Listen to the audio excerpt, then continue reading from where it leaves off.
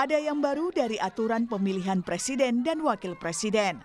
KPU mengeluarkan aturan jika sejumlah dokumen milik Capres dan Cawapres tidak lagi bisa dibuka secara langsung tanpa persetujuan dari yang bersangkutan. Aturan yang tertuang dalam keputusan KPU RI nomor 731 tahun 2025 menyebutkan ada 16 dokumen yang tidak bisa dibuka ke publik tapi berkaitan dengan syarat menjadi Capres dan Cawapres. Salah satunya adalah ijazah. Disebutkan pula dalam aturan jika informasi itu tidak bisa dibuka ke publik selama 5 tahun kecuali ada persetujuan dari pemilik. KPU bilang ada konsekuensi bahaya jika informasi dokumen persyaratan Capres dan Cawapres dibuka ke publik tanpa persetujuan karena terkait informasi pribadi. Jadi pada intinya kami hanya menyesuaikan pada dokumen-dokumen tertentu yang ada dalam tanda kutip aturan untuk dijaga kerahasiaannya, misalnya berkaitan dengan rekam medis, kemudian dokumen sekolah atau ijazah dan seterusnya itu ya yang bersangkutan yang harus diminta kemudian atau atas putusan. Jadi bukan karena Pak Jokowi tidak ada digugat ijazahnya masih tidak ada. Digugat ijazahnya. Tidak ada, ini berlaku umum semua peraturan. Tapi aturan itu ditentang DPR. Wakil Ketua Komisi 2, Dede Yusuf bilang informasi pribadi yang tak boleh dibagikan ke publik adalah catatan kesehatan. Karena sebetulnya data pejabat publik itu adalah data yang harusnya transparan. Jadi setiap calon-calon pejabat publik, baik itu DPR, Menteri, Presiden, saya pikir itu adalah sebuah data yang harus bisa dilihat oleh semua orang karena orang melamar kerjaan aja kan pakai CV, apalagi ini mau melamar jadi pemimpin. Saya belum bisa menjawab, tetapi kita akan tanyakan nanti sama. Kita akan memanggil dalam nanti siang. Nanti juga ada. Nanti siang. Nanti ada, tapi kan pembahasannya enggak. Tapi nanti kita tanyakan kenapa, argumentasinya apa. Kita baru tahu. Kalau nggak dikasih lihat, kita nggak tahu. Jika aturan melarang informasi Capres dan Cawapres dibuka ke publik, lalu bagaimana rakyat mengetahui sosok yang bakal dipilihnya sebagai pemimpin? Ibarat kata, tidak tertipu membeli kucing dalam karung. Tim Liputan, Kompas TV. Saudara, KPU mengeluarkan aturan yang menyebut ada 16 dokumen persyaratan calon presiden dan calon wakil presiden yang tidak bisa dibuka ke publik tanpa izin yang bersangkutan. Salah satunya adalah ijazah. Tak hanya itu saudara, aturan juga menyebut dokumen-dokumen itu tidak bisa dibuka selama 5 tahun. Lalu bagaimana publik bisa tahu sosok calon pemimpin yang akan dipilihnya? Kami akan bahas soal polemik aturan dokumen rahasia Capres dan Cawapres bersama dengan sejumlah narasumber. Sudah hadir melalui sambungan daring ada Ketua Komisi 2 DPR RI dari fraksi Partai Nasdem, Muhammad Rifki Nizami Karsayuda, kemudian ada dosen hukum pemilu Universitas Indonesia, Titi Anggraini, dan sudah hadir ke studio Orange Kompas TV, Komisioner KPU 2017-2022, Ilham Saputra. Selamat pagi Mas Ilham. Selamat pagi Mbak Rizky. Kemudian ada Mbak Titi juga, kemudian juga ada Pak Rifki juga. Selamat pagi, apa kabar semuanya? Semoga dalam keadaan baik ya. Selamat pagi, Assalamualaikum. Waalaikumsalam warahmatullahi wabarakatuh. Ini jadi bahasan juga ya, polemik aturan dokumen rahasia Capres dan juga Cawapres. Ada 16 dokumen rahasia yang tidak akan dibuka ke publik tanpa izin Capres dan juga Cawapres bahkan selama 5 tahun. Salah satunya adalah ijazah LHKPN. Nah, saya ingin tanya dulu nih, sebagai komisioner, sempat menduduki jabatan sebagai komisioner KPU 2017 hingga 2022. Bagaimana respon Anda soal keterbukaan publik di sini? Ya, saya kira ini kemunduran ya terkait dengan putusan KPU ini. Kenapa saya bilang kemunduran? Di tengah gencarnya kita mengkampanyekan open data pemilu, gitu ya, bahwa semua orang bisa mengakses data pemilu kecuali dikecualikan. Ini menjadi kemunduran bagi demokrasi kita. Pertama adalah bagaimana publik kok bisa-bisanya publik dibatasi aksesnya untuk mengetahui siapa calon yang akan dia pilih. Betul. Ya kan, itu penting sekali. Apalagi di sini juga disebutkan termasuk track record. Betul. Padahal track record ini menjadi salah satu alasan pemilih untuk memilih presiden atau pemimpinnya. Nah, ini tentu menjadi persoalan yang buat saya nanti publik akan menjadi skeptis terhadap proses penyelenggaraan pemilu kita. Kenapa? Seluruh data yang kemudian terkait dengan para calon ini kok dibatasi gitu ya. Kemudian juga terkait dengan misalnya saja tanda terima LHKPN. Apa salahnya sih kemudian LHKPN itu, orang LHKPN ini juga KPK membuka akses besar-besarnya kepada masyarakat untuk bisa mengakses yang bersangkutan. Oke lah, ada beberapa hal kemudian misalnya tentang hasil kesehatan dari tim dokter yang ditunjuk oleh KPU. Nah, itu tentu tidak boleh secara etik, langsung etik kesehatan, bahkan juga etik informasi itu tidak boleh. Kemudian mungkin nomor KTP misalnya takut disalahgunakan oleh kepentingan tertentu, ini tentu tidak boleh. Tetapi terkait dengan beberapa item-item yang ada di putusan baru yang kemarin, itu menurut saya adanya kemunduran demokrasi.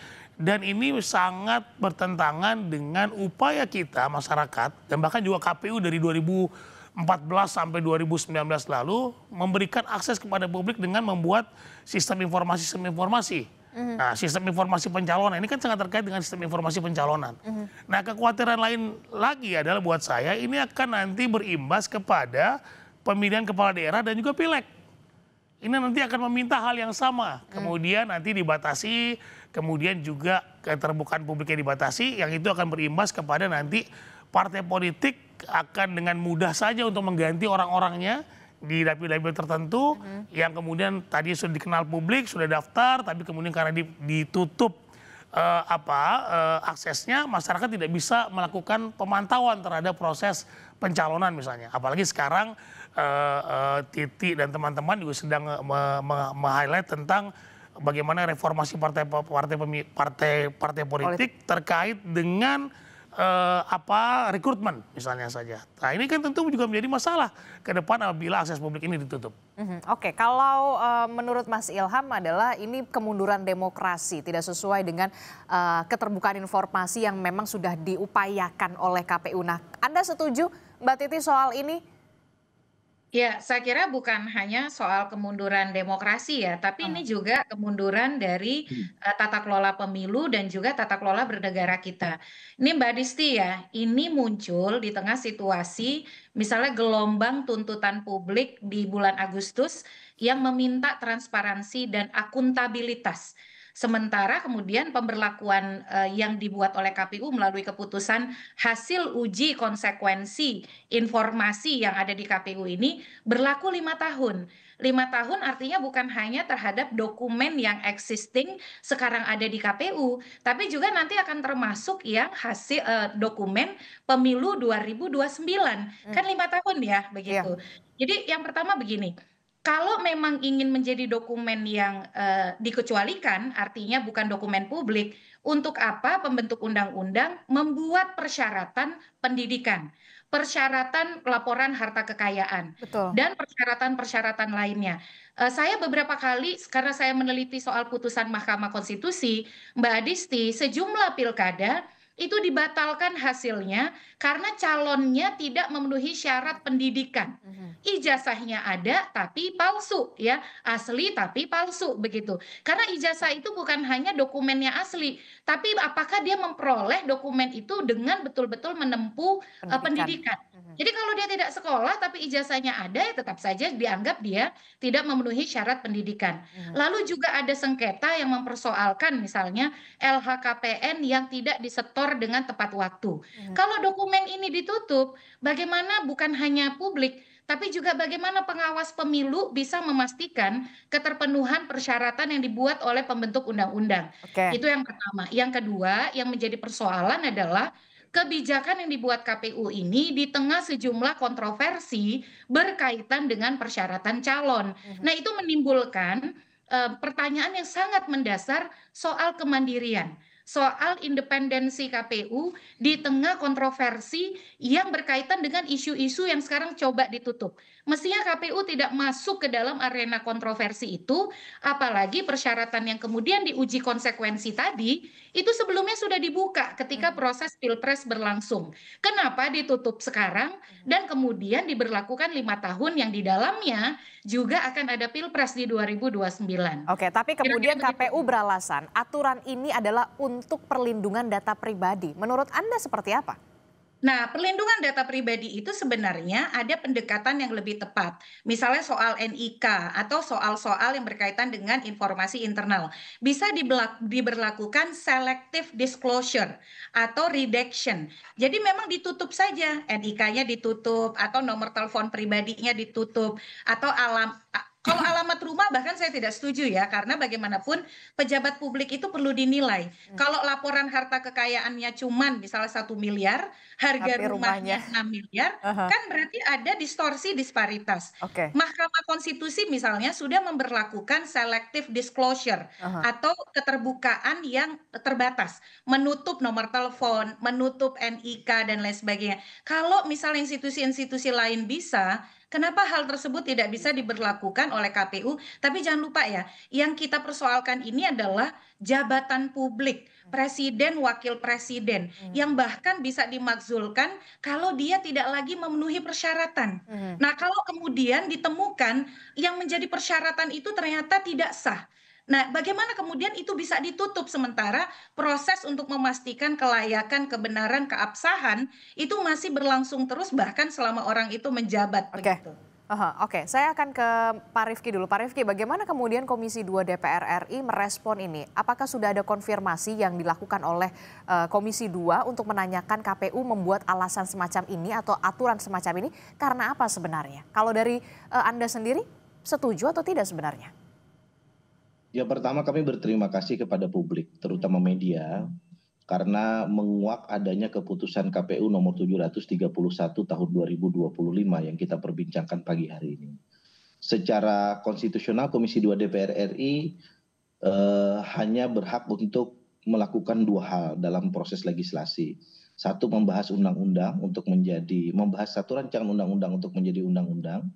Dan yang kedua, kami menerima konsultasi seluruh rancangan peraturan KPU untuk kemudian ditetapkan menjadi PKPU. Kami sendiri terkejut dengan adanya keputusan KPU nomor 731 tahun 2025 ini atas beberapa hal. Yang pertama, kenapa kok ketentuan ini baru keluar setelah seluruh tahapan pemilu kita, terutama Pilpres, itu selesai. Karena idealnya pengaturan seperti ini dilakukan sebelum tahapan atau pada saat tahapan itu ingin diberlakukan. Dalam konteks ini adalah tahapan pendaftaran calon presiden dan wakil presiden. Sehingga wajar kalau kemudian menjadi polemik dan pertanyaan besar oleh publik, termasuk oleh Komisi 2 DPR RI. Karena itu Komisi 2 DPR RI akan segera mengagendakan memanggil KPU Republik Indonesia untuk meminta klarifikasi dan penjelasan terkait dengan keputusan KPU nomor 731 tahun 2025 ini.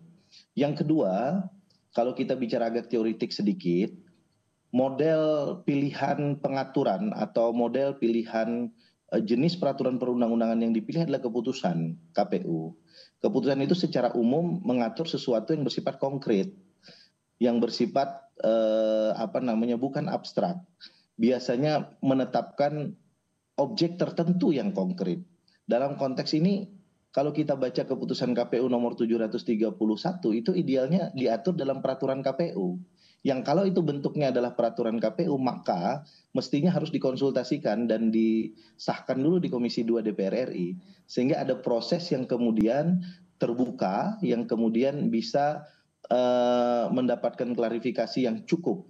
Oke, jadi saya ingin konfirmasi kembali, PKPU ini belum dikonsultasikan terlebih dahulu bersama dengan Komisi 2 DPR. Yang dipilih oleh KPU bukan peraturan KPU, tapi keputusan KPU. Sehingga ada sesuatu yang kemudian menjadi sangat janggal. Karena idealnya hal ini diatur dalam peraturan KPU. Nah, kita tahu bahwa keputusan KPU yang tadi dibicarakan oleh Bang Ilham dan Mbak Titi, itu secara substantif juga penuh dengan pertanyaan dan persoalan.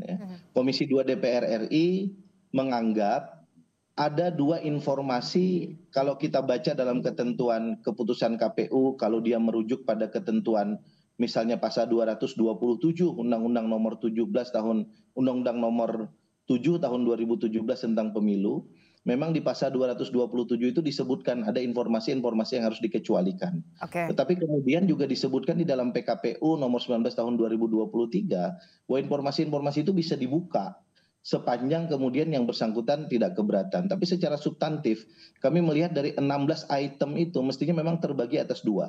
Ada informasi yang harusnya dibuka terkait dengan ijazah, keterangan pilot, LHKPN, CV gitu. Karena itu terkait bukan hanya soal persyaratan tapi soal akuntabilitas dan transparansi calon pejabat publik. Di sisi yang lain kemudian ada memang hal-hal yang wajib kita lindungi seperti rekening, NIK gitu, riwayat kesehatan yang mungkin akan menjadi polemik kalau kemudian dibuka secara terang benderang kepada publik. Nah, karena itu Komisi 2 DPR RI selain akan meminta klarifikasi, kami akan mendorong untuk dilakukan segera melakukan uji konsekuensi ulang oleh KPU Republik Indonesia yang melibatkan multi stakeholders termasuk pengamat pemilu, partai-partai politik dan seterusnya. Karena uji konsekuensi yang dilakukan oleh KPU Republik Indonesia yang kemudian mengeluarkan keputusan KPU nomor 731 tahun 2025, kami nilai juga penuh kejanggalan. Contoh misalnya, uji konsekuensi itu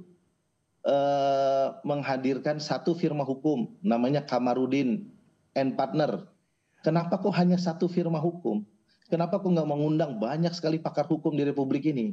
Yang saya kira akan sangat terbuka kalau mereka diundang dan kemudian memberikan pikiran dan analisis yang objektif terkait hal-hal tersebut. Nah, itulah sikap Komisi 2 DPR RI yang saya kira kami tentu sangat menyayangkan kenapa KPU mengeluarkan keputusan KPU nomor 731 tahun 2025 sekali lagi di tengah polemik publik yang belum reda, di tengah luka publik yang belum selesai, di tengah diskursus publik terkait dengan pentingnya lembaga-lembaga hasil dari pemilu termasuk DPR yang harus semakin terbuka, yang semakin tidak berjarak dengan publik. Komisi 2 DPR RI kita harapkan tidak akan tinggal diam karena akan memanggil KPU, akan ada uji konsekuensi di sana. Nah, kalau Mbak Titi sendiri, kalau DPR akan melakukan uji konsekuensi, nah apa yang bisa dilakukan oleh masyarakat sipil salah satunya? Apakah memang nanti akan bisa digugat atau seperti apa soal ini? Iya, kita memang punya Undang-Undang Keterbukaan Informasi Publik ya, Undang-Undang Nomor 14 Tahun 2008. Kita juga punya Undang-Undang Perlindungan Data Pribadi. Nah, Undang-Undang Perlindungan Data Pribadi memang memberikan ruang untuk melindungi data pribadi dari penyalahgunaan. Tapi yang menjadi pertimbangan perlindungan data pribadi itu adalah untuk kepentingan negara, kepentingan yang lebih besar. Dan dalam hal ini kalau kita lihat data-data yang dikecualikan oleh KPU itu tadi sudah disebutkan oleh Pak Rifki, saya setuju betul. Ada yang memang perlu dikecualikan. Contoh riwayat kesehatan ya, karena itu merupakan betul-betul kepentingan personal. Tapi ada banyak data lainnya yang menjadi pertanyaan. Ini kok KPU semakin lama semakin menjauh dari esensi prinsip penyelenggaraan pemilu yaitu keterbukaan dan akuntabilitas begitu. Nah, mekanisme yang tersedia kalau dalam hal ini publik keberatan terhadap hasil uji konsekuensi, publik bisa mengajukan keberatan kepada KPU. Lalu kemudian kalau KPU tidak merespon bisa disengketakan ke Komisi Informasi Pusat begitu. Tetapi proses itu Mbak Adisti tidak mengesampingkan esensi latar belakang dan situasi kenapa kebijakan problematik seperti ini yang teledor seperti ini bisa sampai keluar dari KPU kita. Dan di tengah situasi masyarakat yang sedang misalnya ada diskursus soal keabsahan dan kebenaran ijazah. Jadi seolah-olah KPU itu memang sengaja memasukkan diri ke dalam kontroversi yang sedang berlangsung. Dan itu yang kemudian membahayakan citra dan pandangan publik soal kemandirian, soal independensi KPU. Nah, yang paling berbahaya itu sebenarnya itu. Ketika publik sudah mulai mengkaitkan ini dengan misalnya ada intervensi nggak ya? KPU ini melindungi melindungi siapa ya. Jadi akhirnya spekulasi itu yang akan muncul dan itu yang sangat disayangkan dari keputusan KPU ini. Karena Pak Rifki juga mengatakan ini agak sedikit janggal. Kenapa nggak sebelum tahapan pemilihan presiden kemarin? Kenapa sekarang? Apa yang kemudian jadi pertanyaan? Apakah jadi pertanyaan banyak ingin melindungi siapa, begitu kan? Kemudian apakah ini berkaitan dengan ribut-ribut ijazah yang kemarin? Bagaimana Mas Ilham melihat itu? Iya, harusnya KPU menghindari kontroversi-kontroversi seperti itu gitu ya.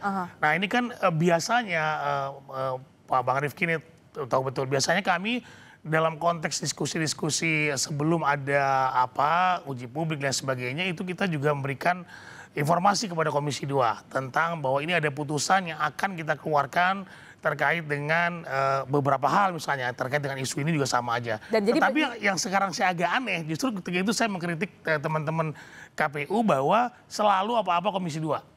Gitu kan. Tetapi sekarang saya juga agak bingung nih bahwa kemudian Komisi 2 juga tidak tahu menahu, tidak banyak persoalan yang di-share oleh KPU, tiba-tiba ujuk-ujuk keluar putusan ini. Nah, gitu kan. Jadi putusan ini sangat kontroversi, bahkan ada yang bilang kepada saya kepagian. Kenapa nggak kemudian KPU memberikan usulan-usulan tertentu terkait dengan penyelenggaraan pemilu kemarin ke Komisi 2 atau ke DPR menjelang misalnya saja ada revisi undang-undang pemilu yang baru misalnya.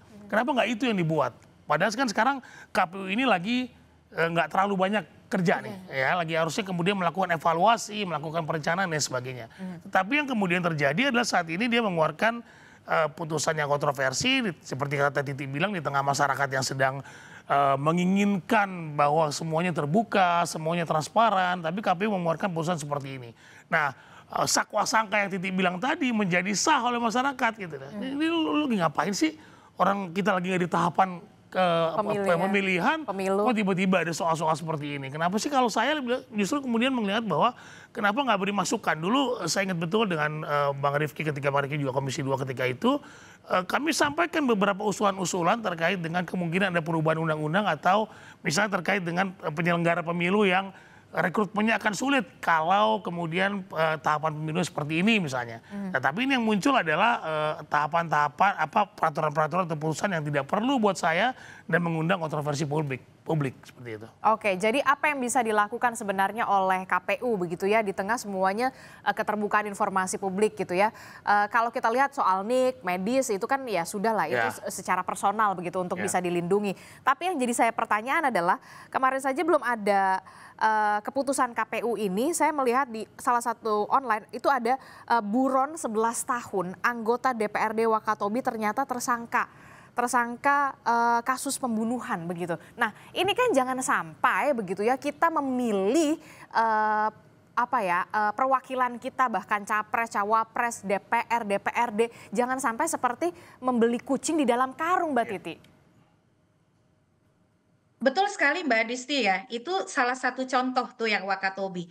Tapi saya mau bilang di Pilkada Papua itu calon wakil gubernurnya didiskualifikasi karena proses memperoleh SKCK-nya yang dikecualikan oleh KPU untuk presiden wakil presiden itu bermasalah, melibatkan proses yang disebut oleh MK tidak benar atau melawan hukum. Itu kan bisa diketahui karena dokumennya dibuka. Betul. Jadi kita ini ketika dokumen dibuka membantu KPU, membantu proses pemilu kita agar orang yang berkontestasi itu orang yang benar-benar berhak. Pelanggaran yang paling fundamental mendasar adalah kalau kita membiarkan orang yang tidak berhak, tidak memenuhi syarat masuk panggung kontestasi. Nah itu yang kemudian menjadi penekanan pertama. Karena ini soal keberpihakan ya. Jadi soal paradigma. Jadi yang berbahaya dari punya penyelenggara pemilu yang tidak punya paradigma keterbukaan, paradigma akuntabilitas, dia akan menimbulkan kecurigaan pada ekses-ekses lainnya. Misalnya kalau untuk hal itu saja mereka tertutup, bukan tidak mungkin untuk persoalan yang lebih substansial, itu ada hal yang juga akan ditutupi. Nah, ekses seperti ini yang bermasalah. Jadi saya kira kita memang harus mendudukan persoalan ini sangat lebih fundamental, bukan hanya soal mempertanyakan kejanggalan kebijakannya, tapi mempertanyakan komitmen pada demokrasi dari penyelenggara pemilu kita yang merupakan beranda depan dari demokrasi Indonesia. Nah itu yang sebenarnya saya tuh ini kenapa sih sudah selesai proses pemilu, mestinya kita fokus pada perbaikan kebijakan. Pak Rifki juga sedang mempersiapkan RUU pemilu, RUU partai. Kenapa yang justru dimunculkan seolah-olah ikut arus kontroversi yang ada di masyarakat, yang dimana di masyarakat pun misalnya akan selesai kalau dokumen ini terang benderang gitu ya. Kan yang jadi persoalan adalah ketidakbenderangan sesuatu. Nah, ketika dia terang benderang, kita justru bisa menyelesaikan spekulasi dan juga kontroversi yang ada di masyarakat. Sayangnya justru KPU malah menceburkan dirinya dalam spekulasi dan kontroversi yang sekarang ada di tengah masyarakat. Oke, apa yang bisa dilakukan oleh KPU saat ini? Jangan sampai kemudian ini terus menjadi isu liar begitu ya, yang selalu berpolemik begitu ya, dan juga apa yang harus dilakukan oleh Komisi 2 DPR RI, jangan sampai kemudian keputusan KPU ini juga berpolemik panjang. Tapi jangan dijawab dulu, Pak Rifki, Mbak Titi dan juga Mas Ilham. Kita akan jeda dulu, usai jeda kami akan kembali di Sapa Indonesia Pagi.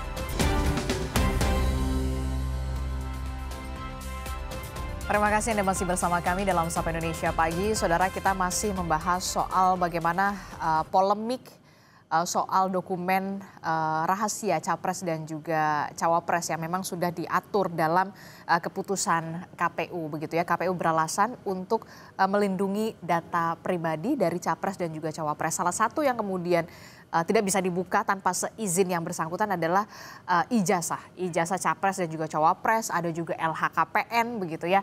Nah, ini yang menarik sebenarnya tadi kita bahas. Yang menarik kok Komisi 2 tidak mengetahui soal ihwal ini begitu. Nah, selain uji konsekuensi begitu, apa yang nanti akan didesak oleh Komisi 2 DPR RI, jangan sampai kemudian keputusan KPU ini berpolemik panjang, Pak Rifki.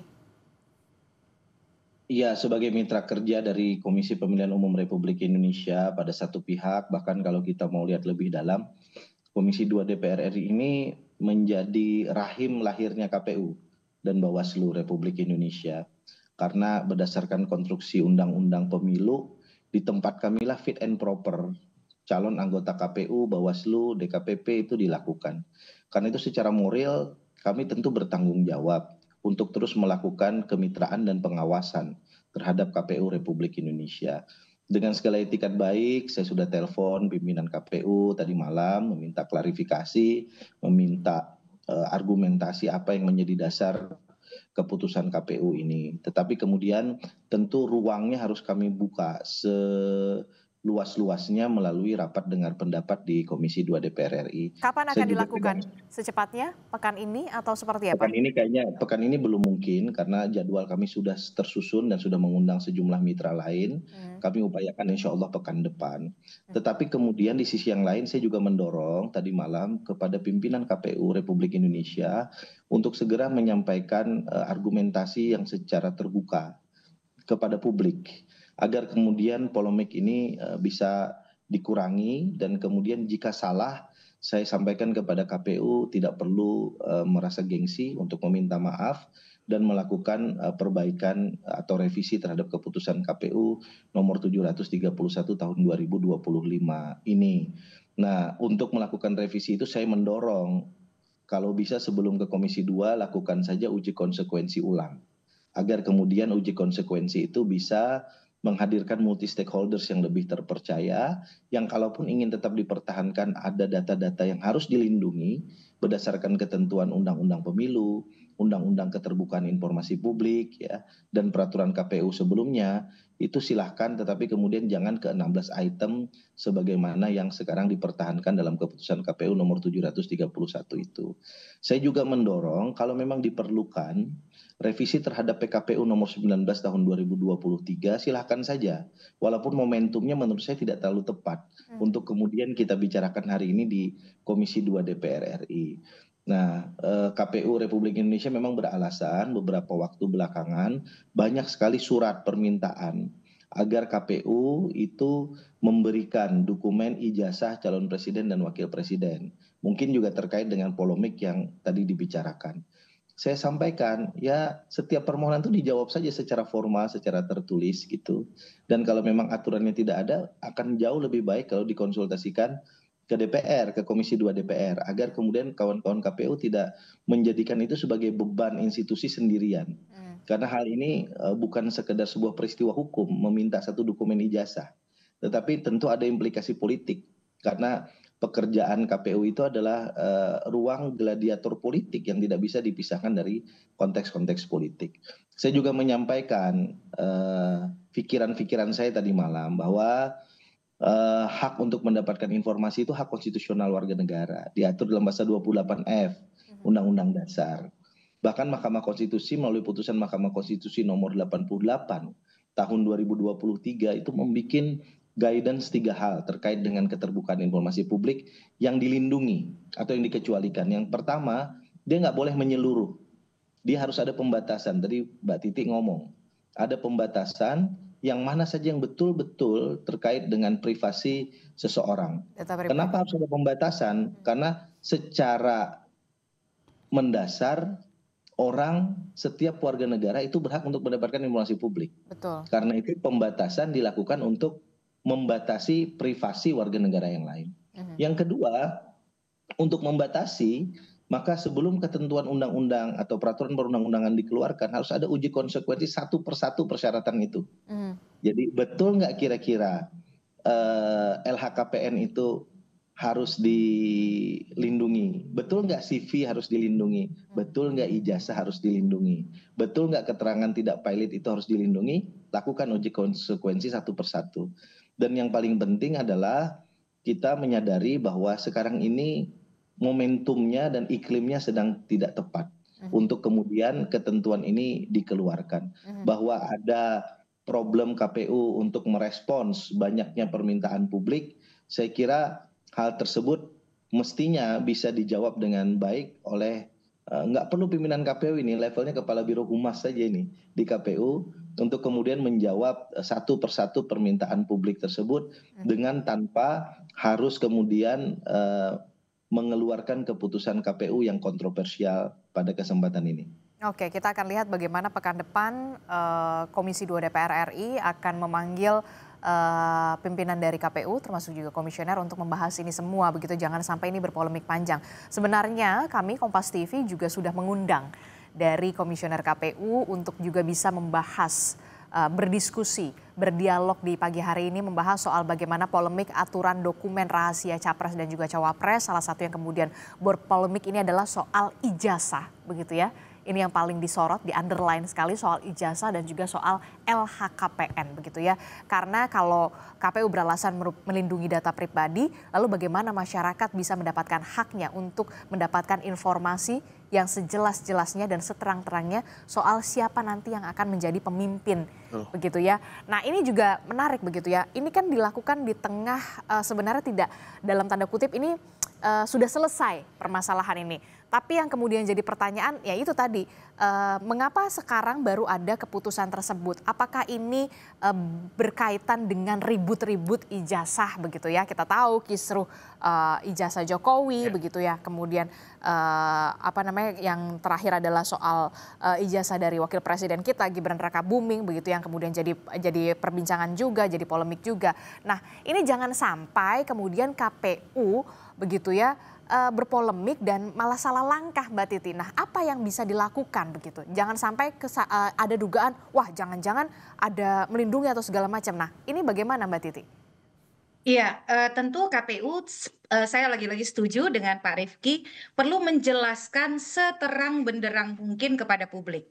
Apa yang melatar belakangi pembuatan keputusan tersebut, dan ketika keputusan tersebut memang dinilai tidak tepat, ya memang harus dikoreksi. Karena lagi-lagi KPU itu harus bekerja sesuai dengan 13 prinsip penyelenggaraan pemilu. Itu sudah diatur ya, 11 prinsip penyelenggaraan pemilu di dalam Undang-Undang Nomor 7 Tahun 2017.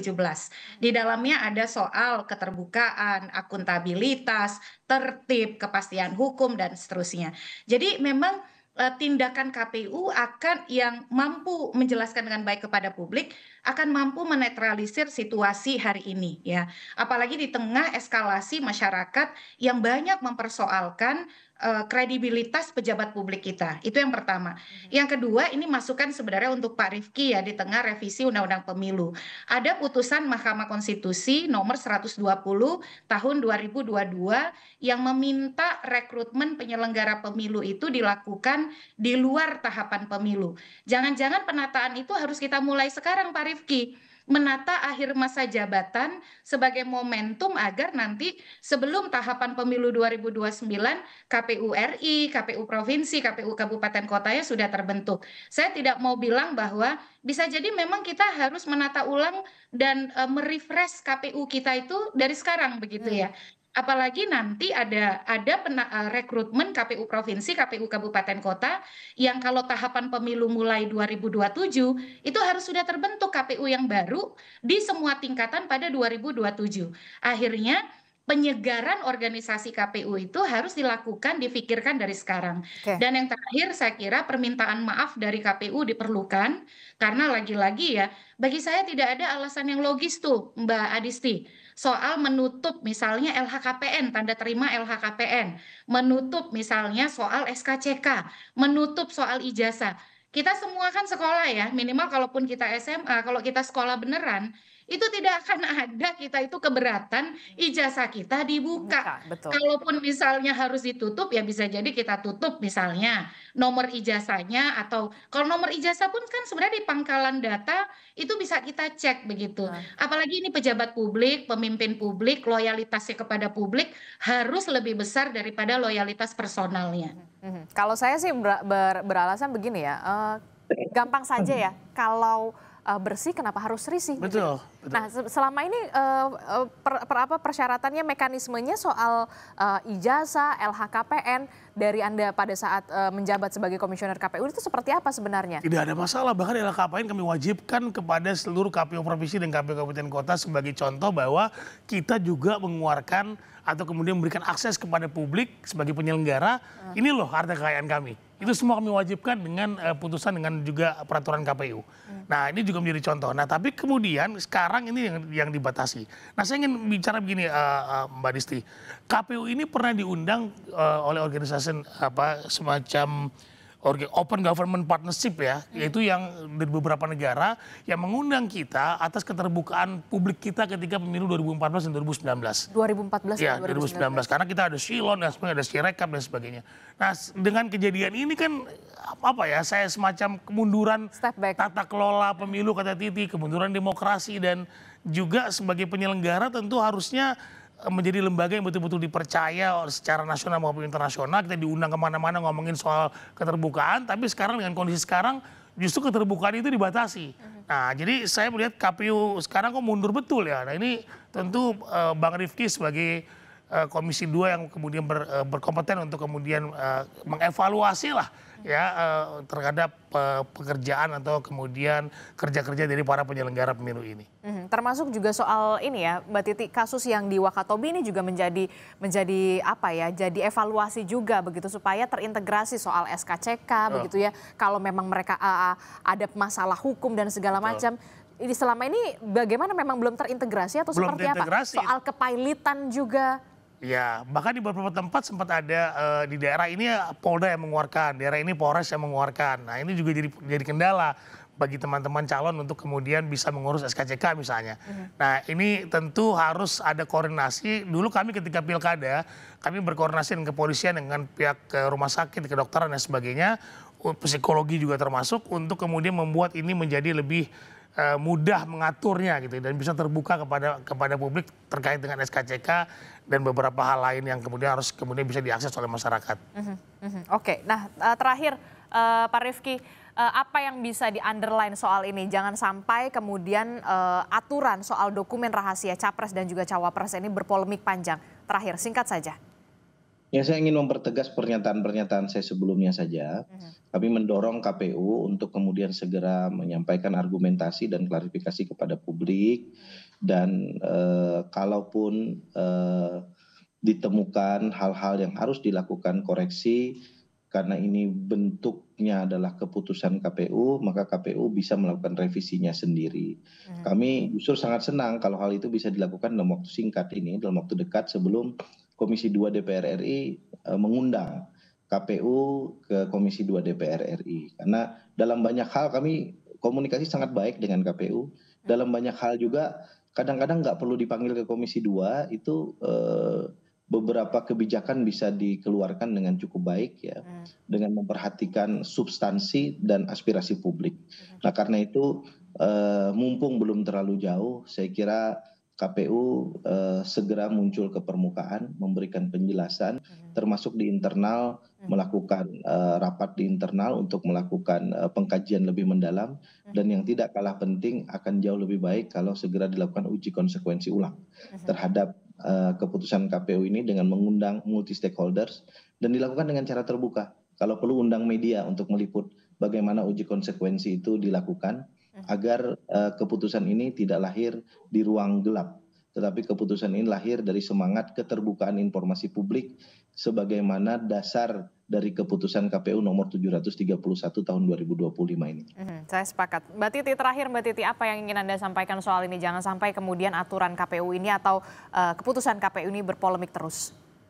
Ya, saya tadi juga setuju bahwa perlu ada koreksi atau kemudian perlu ada uji konsekuensi ulang atas keputusan KPU 731 tahun 2025 karena memang secara faktual ada informasi yang dikecualikan oleh KPU itu yang secara nyata memang elemen krusial di dalam memastikan integritas pemilu berkaitan dengan keterpenuhan persyaratan yang dalam pengalaman pilkada dan pemilu legislatif kita, kalau tidak dibuka, dia akan menjadi sumber kecurangan, sumber pelanggaran, yang kalau itu dilanggar bisa mengakibatkan pemungutan suara ulang.